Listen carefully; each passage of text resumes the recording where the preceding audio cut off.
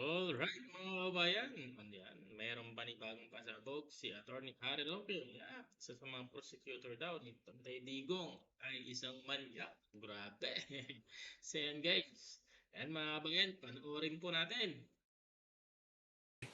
Ang pag-usapan po natin, nung isang linggo, inanunsyo po ng Assembly of State Parties ng International Criminal Court na sinususpinde nila ang prosecutor na si Karim Khan.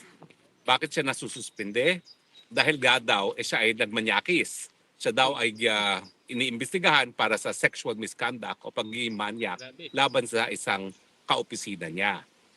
Bagamat ang aligasyon ay manyak siya, meron ba itong kinalaman sa kanyang prosecution kay Tatay Digong?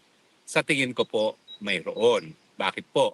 Walang pagiging manyakis, yan po ay talagang question sa integridad ng pagkatao ng prosecutor.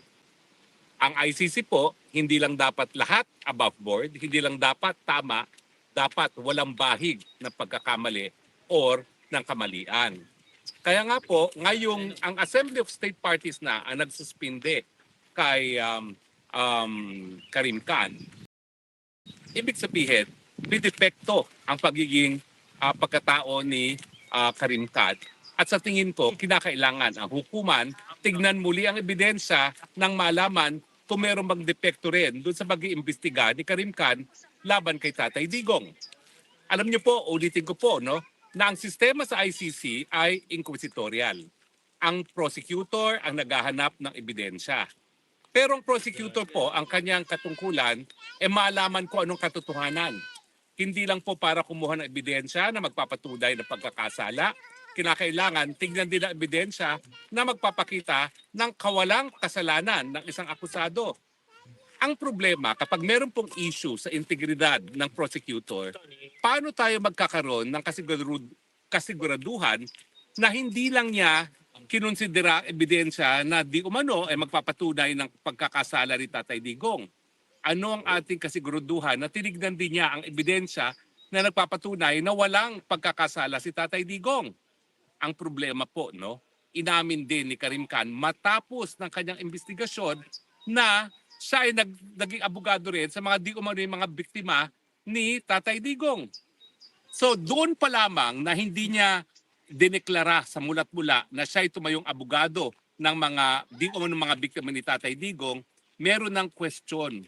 Bakit sa bandang huli lang inamin? Samantalang bilang prosecutor, ang kanyang katungkulan hindi lang ebidensya para magpapakita ng pagkakasala, ebidensya rin na magpapakita ng kawalang kasalanan.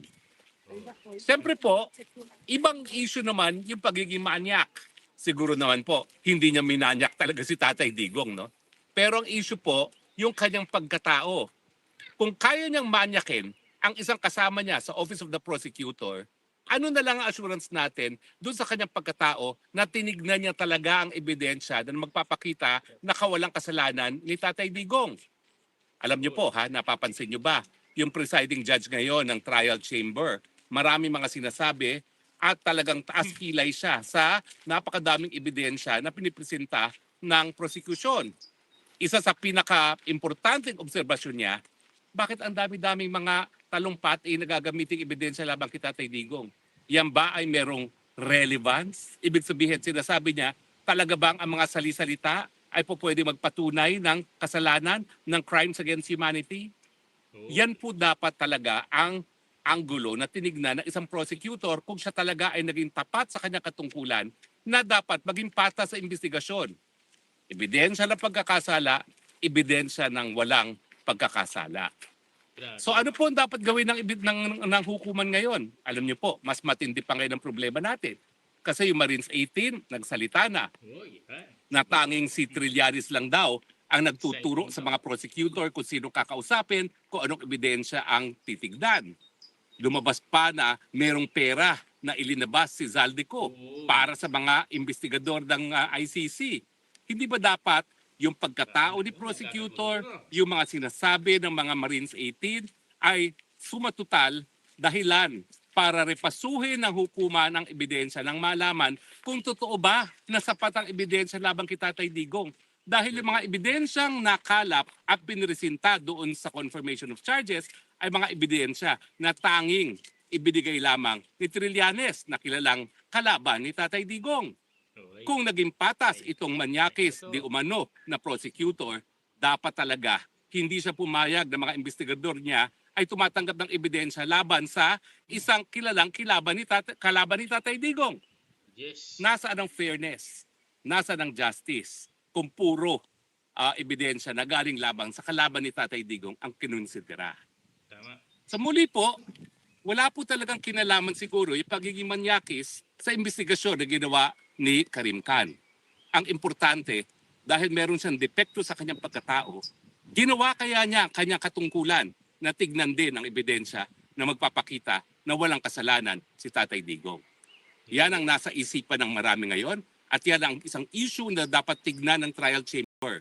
Alam ko po, tapos na yung confirmation of charges, pero ang mga hurado ng ICC, ang kanilang obligasyon, hindi lang po magbigay ng katarungan, kung hindi paniwalaan o paniwalain nila ang buong daigdig na sila ay nagbibigay ng katarungan dahil sila po ay talagang naninindigan sa pinakamataas na standards ng fair play and justice. Yes. Kung mawala po ang tiwala sa ICC, lalo pong mababawasan ang hanay ng mga bansa na kasapi ng ICC sa panahon ng mga pinakamakapangyarihang bansa gaya ng Amerika, ng China at saka ng Russia ay hindi po kasapi ng ICC. At sa panahon ngayon ng bansang Pilipinas, ang bansang Hungary at halos ang buong African Union ay nagbabanta na bumitiw na sa ICC.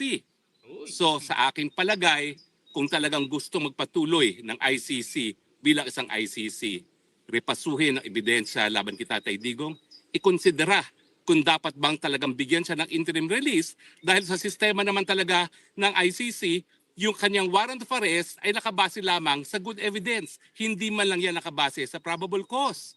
So baka naman ang pre-trial detention talaga ay dapat hindi ipatupad at bigyan ng panandali ang kalayaan samantalang pinapatunayan ng prosecution ang kanilang kaso labang kay Tatay Digong. Yes. Agree ba kayo o disagree na ang pagiging manyakis ay sapat na dahilan para magduda sa katapatan at integridad ng isang prosecution na nag-imbestiga laban kay Tatay Digong?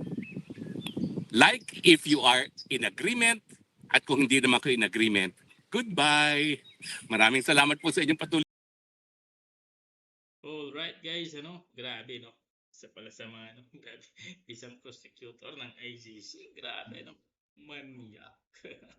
So paano pa tayo magtitiwala sa ICC kapag gano'n ang mga nandun? So may mga pagkatao pala kailangan imbestigahan din. Grabe. So guys, please subscribe our YouTube channel, AMYN TV. Thank you for watching. God bless everyone.